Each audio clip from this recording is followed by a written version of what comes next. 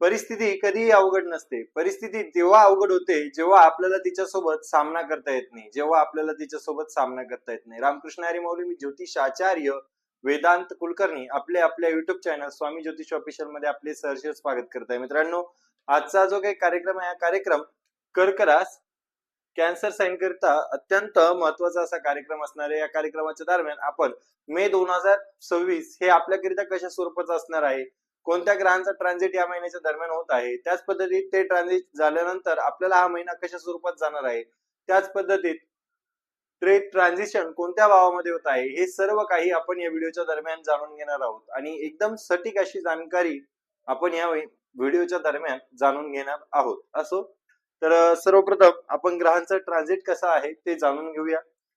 आपली रास कर्क रास. कर्क राशीचे जे काही स्वामी आहेत चंद्र, आणि चंद्र हा प्रत्येक 2.25 दिवसानंतर आपली जी काही राशी आहे ती चेंज करत असतो.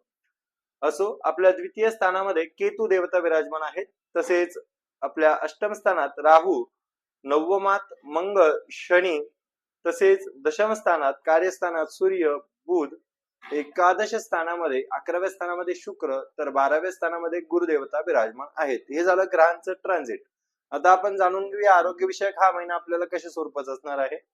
मित्रांनो, ज्यावेळेस आपल्याला आरोग्याचा विचार करायचा असतो त्यावेळेस आपल्याला कुंडलीचं जे काही प्रथम स्थान आहे, प्रथम स्थान त्याचा विचार करायचा असतो. आता प्रथम स्थानाचे जे काही मालक आहेत चंद्र, हे प्रत्येक 2.25 दिवसानंतर आपला राशीचा ट्रान्झिट करत असतात, राशी परिवर्तन करत असतात. बाकीच्या ग्रहांचा जर विचार केला असता, शुक्र देखील आपल्या स्वराशीस्थ होऊन मालव्य राजयोग तयार करत आहे. त्याच पद्धतीत शनी मंगळ आपल्या नवम स्थानामध्ये आहे, सूर्य बुध हे जे काय आहे ते दशम स्थानामध्ये आहे. सर्व ग्रहस्थिती बघता अत्यंत उत्तम आहे आरोग्याच्या दृष्टिकोनातून. परंतु असे असले तरी देखील गुरु हे आपल्या 12th हाऊस मध्ये गोचर करत आहे. 12व्या स्थानामध्ये असलेले हे जे काही गुरुदेवता आहेत ते आपल्याला थोड्याशा पद्धतीत फॅट्स रिलेटेड त्रास देऊ शकतात. त्याच पद्धतीमध्ये बघितल्या गेल्यास आपलं डायजेशन सिस्टीम विषयक आपल्याला थोड्याशा पद्धतीमध्ये त्रास हा संभवतोय, लिव्हर संदर्भामध्ये त्रास संभवतोय. परंतु असे असले तरी देखील आपले जे काही डाएट आहे ते अत्यंत उत्तम पद्धतीमध्ये करावं. त्याच पद्धतीमध्ये थोडस ऑइली फूड्स आपण अवॉइड करावे, जेणेकरून आपल्याला फॅट्स रिलेटेड त्रास हा या महिन्याच्या दरम्यान होणार नाही. बाकी आरोग्यविषयक अत्यंत उत्तम पद्धतीचा हा महिना आपल्याला जाणार आहे. असो, आता आपण पुढे बघूया अभ्यास. मित्रांनो, ज्यावेळेस आपल्याला अभ्यासाचा विचार करायचा असतो विद्यार्थी मित्रांनो, त्यावेळेस आपल्याला कुंडलीचं जे काही पंचम स्थान आहे त्या पंचम स्थानाचाच विचार करायचा असतो. आता पंचमेश मंगळ हे जे काय आहेत ते आपल्या नवम स्थानामध्ये भाग्यस्थानामध्ये विराजमान आहेत. आणि भाग्यस्थानामध्ये असलेले जे काही मंगळ आहेत हे अत्यंत उत्तम पद्धतीमध्ये आहे. तसेच बुध आदित्य राजयोग आपल्या दशम स्थानामध्ये आहे. शुक्राची दृष्टी जी काय आहे ती आपल्या पंचम स्थानावरती सप्तम दृष्टी आहे. त्यामुळे अभ्यासाचे विषयक पण अत्यंत उत्तम पद्धतीचे ग्रहमान आहेत. परंतु असे असले तरी देखील जे काही मंगळ आहे ते शनी बरोबर आहे. तसेच पुढे बघितले गेले असता सूर्य बुध हे देखील आपल्या दशम स्थानात, तसेच आपल्या अष्टम स्थानामध्ये राहू आहे. कुठेतरी हा पाप कर्दरी योग तयार होत आहे. तसेच ज्यावेळेस मंगळ हे आपल्या दशम स्थानामध्ये येणार आहेत त्यावेळेस त्यांची जी काही अष्टम दृष्टी आहे ती आपल्या पंचम स्थानामध्ये येणार आहे. म्हणजे तो जो काय आहे रुचक राजयोग तयार होणार आहे ते एक उत्तम आहे आपल्याकरिता स्टडी विषयक. तसेच सूर्य बुध हे देखील 15 तारखेला आपल्या एकादश स्थानामध्ये येणार आहे. एकादश स्थानामधून त्यांची जी काही दृष्टी आहे ती देखील आपल्या पंचम स्थानामध्ये येणार आहे. त्यामुळे मी म्हणू शकेल आपल्याला जर शिक्षणाविषयक मोठे निर्णय घ्यायचे असेल, तर ते अत्यंत उत्तम पद्धतीमध्ये तुम्ही या महिन्याच्या दरम्यान घेऊ शकता. कारण बाकीचे ग्रहमान देखील फ्रुटफुल आहेत त्याकरिता. आपले जे काही शुक्र आहे, शुक्र देखील आपल्या 12व्या स्थानामध्ये ट्रान्झिट करणार आहे. तेव्हा परिपूर्णपणे आपण जर स्टडी विषयक चांगल्यातले चांगले निर्णय घ्यायचे असेल, एखाद्या मोठ्या परीक्षेची पेपरचे आपल्याला प्रिपरेशन चालू असेल, तर ते देखील उत्तम पद्धतीमध्ये आपल्याला या महिन्याच्या दरम्यान लाभणार आहे. कारण बुध आदित्य राजयोग हा आपल्या एकादश लाभ स्थानामध्ये होणार आहे आणि त्यांची जी काही दृष्टी आहे ती आपल्या पंचम स्थानावरती आहे. आपल्या वाणीचे देवता एकादश स्थानामध्ये येणार आहे आणि त्यांचा आस्पेक्ट आपल्या पंचम स्थानामध्ये आहे. त्यामुळे त्या ठिकाणी आपण वरिष्ठांबरोबर, वरिष्ठ शिक्षकांबरोबर ताळमेळ धरून अत्यंत उत्तम पद्धतीचं शैक्षणिक दृष्ट्या आपल्याला हा महिना दिसत आहे. मोठ्या पोस्टिंग करिता अत्यंत उत्तम पद्धतीचा महिना आहे. तसेच ज्या विद्यार्थ्यांना स्पर्धा परीक्षांचा अभ्यास करायचा आहे त्यांच्याकरिता उत्तम आहे. असो, पुढे बघूया आपण लव्ह रिलेशन. मित्रांनो, ज्यावेळेस आपल्याला प्रेम विषयक जाणून घ्यायचं असतं त्यावेळेस आपल्याला कुंडलीचं जे काही पंचम स्थान आहे त्या पंचम स्थानाचाच विचार करायचा असतो. आता पंचमेश ते देखील आत्ताच सांगितल्या पद्धतीने मंगळ आहेत. मंगळ हे आपल्या नवम स्थानामध्ये आहे. दशम स्थानामध्ये त्यांचा ट्रान्झिट जे काय आहे ते 11 मे रोजी होणार आहे.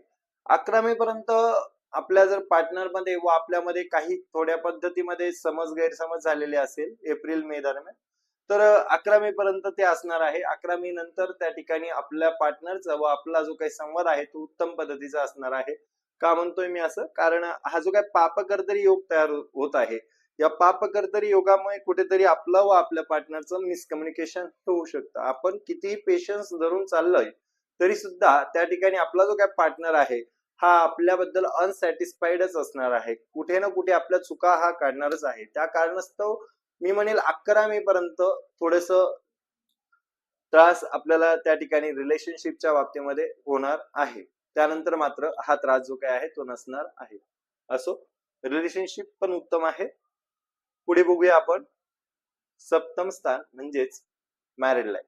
ठीक आहे, मॅरिड लाईफचा विचार करत असताना आपल्याला सप्तम स्थानाचा विचार करायचा असतो आणि सप्तमेश जो काय आहे तो आपला शनी, तो आपल्या नवम स्थानामध्ये भाग्यस्थानामध्ये ट्रान्झिट करत आहे.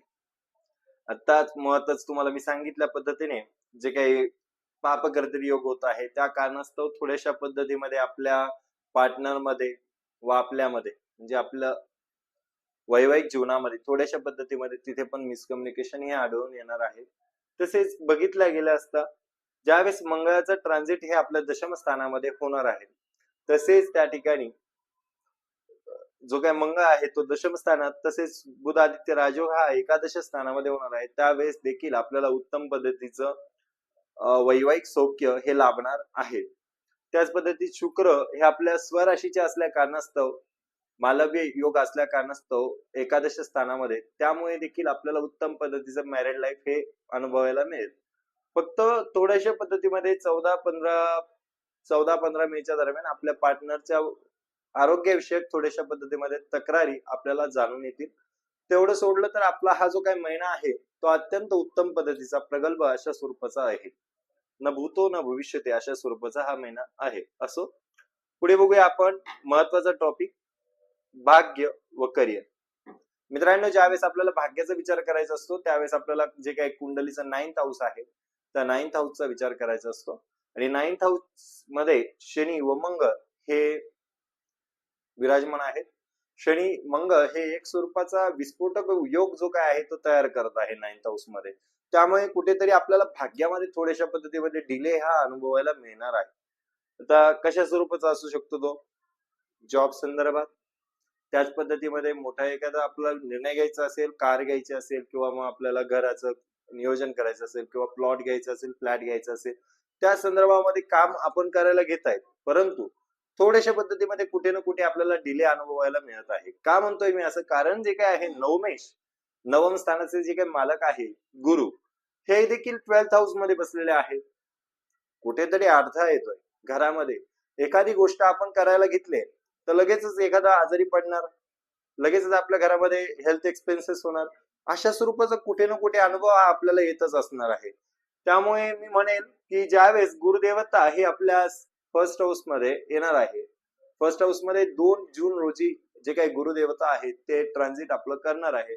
जर आपण थांबू इच्छित असाल तर थांबले तर अत्यंत उत्तम आहे.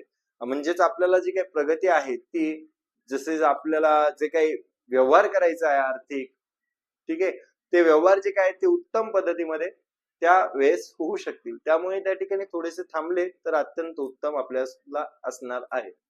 भाग्य देखील उत्तमच म्हणावं, कारण गुरुदेवता हे सेकंड हाऊस मध्ये येणार आहेत, फर्स्ट हाऊस मध्ये येणार आहे आणि त्यांची जी काही नवम दृष्टी आहे ती आपल्या स्वतःच्या स्थानाकडे येणार आहे. त्यामुळे तिथून पुढे जर म्हणले 2 जूनच्या पुढे तर अत्यंत उत्तम पद्धतीचे ग्रहमान हे भाग्याच्या विषयक आपल्याला आढळून येणार आहे. बाकी हा पापकर्तरी योग जो काय आहे तो आपला 11 मे रोजी निघून जाणार आहे. म्हणजेच मे 11 मेला मंगळ जो काय आहे तो फर्स्ट हाऊस मध्ये येणार आहे आणि ज्यांना जॉब नाहीये, जे वर्क कमी आहे ज्यांच्याकडे, त्यांना देखील त्या ठिकाणी उत्तम पद्धतीचं वर्क काम जे काय आहे ते मिळणार आहे. पुढे बघूया आपण कार्यस्थान. मित्रांनो, कार्यस्थानाचा विचार करत असताना आपल्याला जे काही दशम स्थान आहे त्याचा विचार करायचा असतो आणि दशम स्थानाचे जे काही मालक आहेत मंगळ, आत्ताच सांगितल्या पद्धतीने मंगळ हे 11 मे रोजी ट्रान्झिट जे काय आहे ते आपल्या 10th हाऊस मध्ये करणार आहे.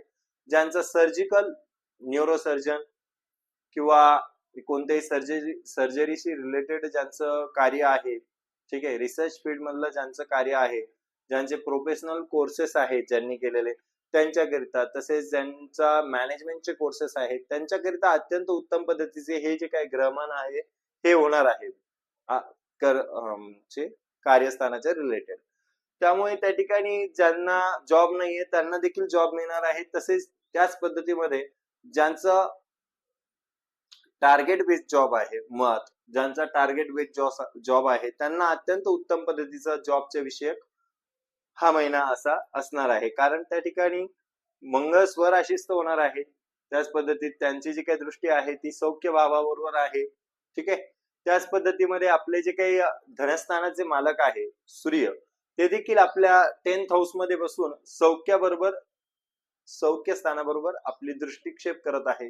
त्याच पद्धतीत मंगळ देखील येणार आहे.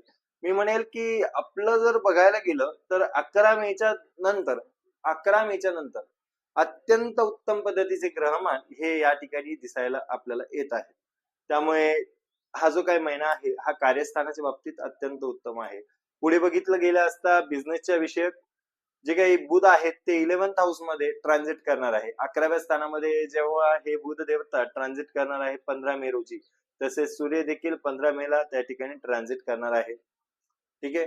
त्यामुळे त्या ठिकाणी आपल्याला उत्तम पद्धतीचा बिझनेसच्या स्वरूपामध्ये देखील लाभ होणार आहे. कारण असं का म्हणतोय मी, सुखाचा भाव आपला जो काही वाणी तसेच धनाचा भाव आहे त्याचा जो कारक ग्रह आहे सूर्य, त्याचं सुख सौख्य भावाबरोबर त्या ठिकाणी कनेक्शन होत आहे आणि जो काही लाभेश आहे तो लाभस्थानामध्ये आहे. त्यामुळे हा जो काही महिना आहे तो अत्यंत उत्तम पद्धतीचा आपल्याला जाणार आहे. कोणत्याही बिझनेसच्या स्वरूपामध्ये, कोणताही एक्सपोर्ट इम्पोर्टचा बिझनेस असेल, कोणताही लक्झरियस गोष्टींचा बिझनेस असेल, त्याच पद्धतीत कॉस्मेटिक्सच्या रिलेटेड बिझनेस असेल, तो उत्तम पद्धतीचा या महिन्याच्या दरम्यान जाणार आहे. त्याच पद्धतीने तुम्हाला मी एक सांगू इच्छितो, थोड्याशा पद्धतीमध्ये खर्च देखील होणार आहे. आता तुम्ही म्हणाल खर्च कसा होणार आहे, तर शुक्र जे काय आहे ते 12th हाऊस मध्ये गोचर करणार आहे. 12th house indicate the expenses. ठीक आहे. एक्सपेन्स जो काही खर्च जो काय आहे तो आपण 12th हाऊस मध्ये बघत असतो आणि जे काही शुक्र देवता आहे ते 12th हाऊस मध्ये गोचर करणार आहे. त्यावेळेस त्या ठिकाणी आपण थोड्याशा पद्धतीमध्ये खर्च करणार आहे बिझनेसच्या स्वरूपामध्ये पण आणि त्याच पद्धतीमध्ये आपल्या घरगुती गोष्टींमध्ये जसं लक्झरियस सौख्य मिळवून देणाऱ्या गोष्टींमध्ये आपला हा खर्च या महिन्याच्या दरम्यान असणार आहे. असो, हे झालं मे महिन्याचं मासिक राशीफल. आपला हा जो काही महिना आहे तो अत्यंत उत्तम पद्धतीमध्ये जाण्याकरिता आपण काय करावं जेणेकरून हा महिना जो काय आहे तो आपल्याला अतिउच्च प्रमाणामध्ये जाईल. तर आपले जे काही 12th हाऊस मध्ये असलेले गुरुदेवता आहेत जे आपल्याला फॅट रिलेटेड किंवा मग थोड्याशा पद्धतीमध्ये त्रास देणार आहे लिव्हरच्या रिलेटेड, तर मग त्या ठिकाणी त्याकरिता विष्णू सहस्रनाम ह्याचा डेली दररोज सकाळ संध्याकाळ पाठ करायचा आहे. त्याच पद्धतीने बघितलं गेलं असता जे काही आपल्या राशीचे स्वामी आहे चंद्र, त्यांचा जो काही बीजमंत्र आहे ओम श्राम श्रीम श्रोम सह चंद्रमसे नमः, या बीजमंत्राचा 108 वेळेस जप करावा. त्याच पद्धतीने दररोज सूर्याला अर्घ्य द्यावं. सूर्याला काळी तीळ टाकून अर्घ्य दिलं तर अत्यंत उत्तम. कारण जो काही आहे हा पापकर्तरी योग, त्या पापकर्तरी योगाचा नाश या ठिकाणी होईल. तसेच त्या ठिकाणी दररोज गायीला हिरवा चारा द्यावा. हे सर्व उपाय करावे आणि हा जो काही महिना आहे तो आपल्याला अत्यंत उत्तम पद्धतीचा जाणार आहे. रामकृष्ण हरी. धन्यवाद.